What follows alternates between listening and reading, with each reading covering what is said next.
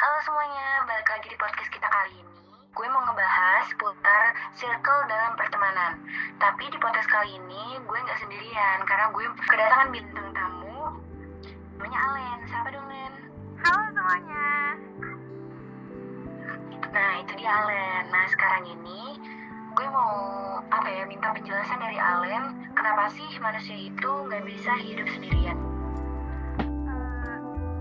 Kenapa manusia nggak bisa hidup sendirian?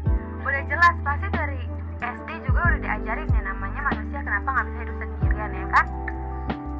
Karena manusia itu kan makhluk sosial yang otomatis nggak bisa yang namanya hidup sendirian, butuh yang namanya orang lain kan? Kita nggak mungkin dong sampai tua sendirian, kan nggak mungkin kayak ngejomblo sampai tua gitu, kayak ya ampun sad banget ya Nay. Iya bener. Nah, faktor dari lingkungan sosial yang banyak pengaruh terhadap karakter seseorang sama kehidupan psikologis manusia juga itu masuk ke dalam circle pertemanan yang dimana masuk juga ke hubungan antara makhluk sosial gitu. Wah bener banget sih. Karena kan beberapa dari kita kemungkinan bakal ngabisin waktu sehari-harinya itu lebih banyak bareng sama teman dibanding sama keluarga sendiri. Maka dari itu nih kita harus banget yang namanya bisa memilih mana pertemanan yang baik dan mana yang harus dihindari. Karena nih kalau sampai kita salah pilih itu berdampak besar banget sama hidup kita. Karena dampak negatif itu berakibat buruk baik di fisik maupun di mental. Untuk di lingkup pertemanan tersebut definisi kata-kata tersebut bisa disebut juga sebagai toxic circle. Nah, ngebahas tentang toxic circle nih, menurut lo toxic circle itu kayak apa sih, Len? Menurut gue sih toxic circle itu kayak semacam lingkungan yang gak baik sih. Terutama kan kita sekarang kayak lagi ngebahas toxic circle buat lingkungan pertemanan. Nah, pasti di lingkungan pertemanan itu kalau yang membawa toxic circle itu pasti membawa juga sisi negatif buat diri kita juga.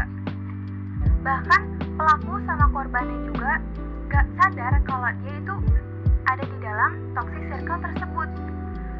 For example nih, gue punya contoh, misalnya gini, kalian punya temen yang gak suka sama kelebihan kalian, jadi dia tuh selalu gak mau kalah dari kalian, dan dia tuh as always envy, even apa yang kalian punya, dia selalu harus punya.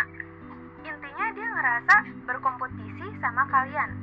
Secara nggak langsung, kalian juga ngerasa pasti banget kalian ngerasa kalau dia itu ngerasa nggak mau kalah. Nggak mungkin kalian nggak ngerasa.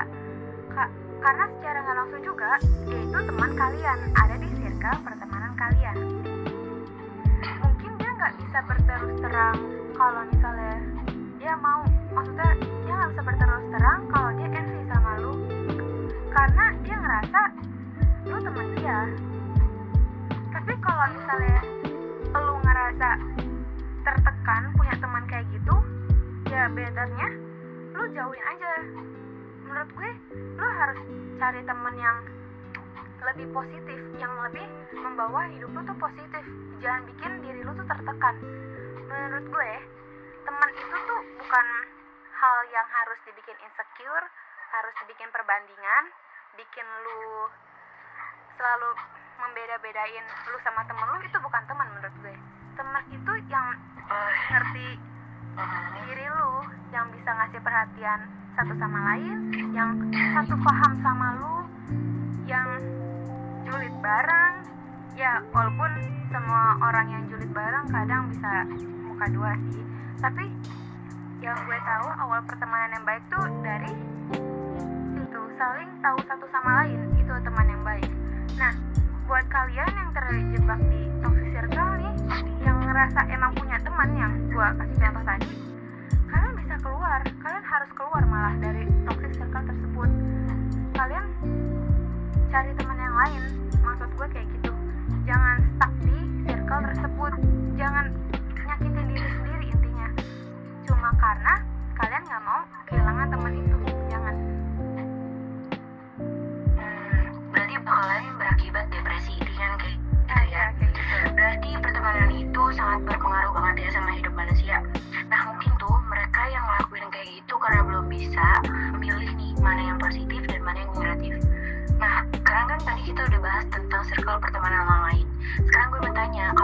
pertemanan lu kayak gimana sih, Lan? Honestly so far nih ya, gue belum ngerasa pertemanan gue itu negatif ataupun positif. Sendirinya juga gue nggak tahu, karena gue masih bingung nih. Gue masih literally gue masih nggak bisa bedain positif atau negatif circle gue yang sekarang. Nah, kalau gitu kebetulan banget nih, gue punya beberapa tips buat mengenal mana pertemanan yang sehat. Jadi yang pertama itu saling menguntungkan. Di pertemanan kayak gini saling menguntungkan itu sama aja sama dengan simbiosis mutualisme. Karena kan gak mungkin kita menjalankan suatu hubungan tapi cuma kita yang lebih berinteraksi, sementara orang itu gak bertimbal balik. Sama aja kayak berlangsung hanya dengan satu pihak, dan itu kan bakalan berakibat toksik juga kan nantinya. Pokoknya itu yang namanya saling menguntungkan itu adalah hubungan yang saling memberi, saling menerima, saling pengertian, dan saling menghormati. Salah satu tanda pertemanan sehat adalah hubungan yang saling, bukan yang cuman satu arah tetapi dua arah. Itu satu. Yang tidak adanya kecemburuan.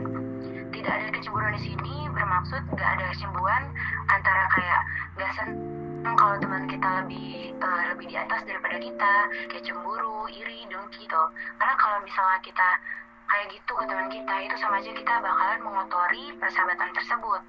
Seharusnya itu yang harus kita lakuin, harus bangga, harus bahagia juga dong, karena kan teman kita sukses. Karena menjadi figur yang saling mengisi dengan memberi dukungan positif terhadap keberhasilan teman, itu adalah hal yang paling penting dan membawa positif banget dalam kehidupan kita bareng-bareng. Mungkin sekali-kali tuh kita kayak ngerasa iri karena teman kita lebih di atas daripada kita, tapi jadiin itu motivasi. Jangan menghancurkan teman yang kayaknya lebih di atas, makanya gue harus bersaing, gue harus lebih tinggi, dan dia harus di bawah gue. Gak ada kayak gitu. Perlu diingat juga nih, kalau pertemanan itu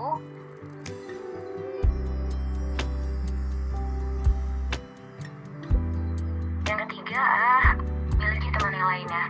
Kan gak mungkin nih kayak kita berteman tapi itu cuma satu circle aja. Pasti dalam satu orang itu mempunyai beberapa circle, dan gak mungkin kita sebagai temannya itu orangnya untuk untuk mengekang dia untuk sama orang lain, karena kita butuh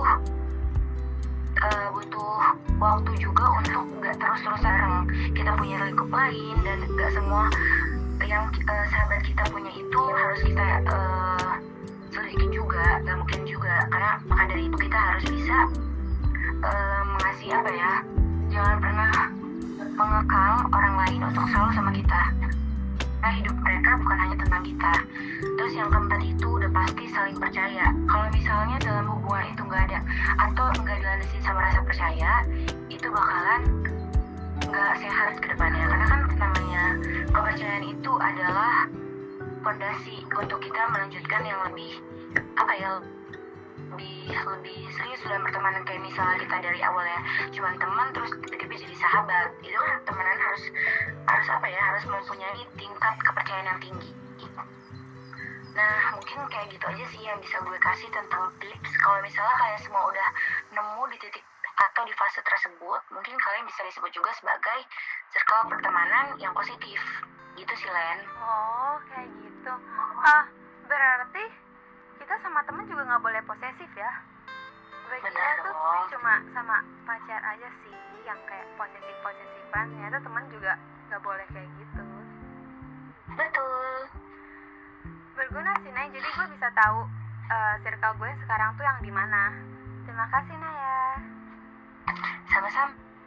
Nah, jadi sekiranya itu podcast kita sampai sini aja.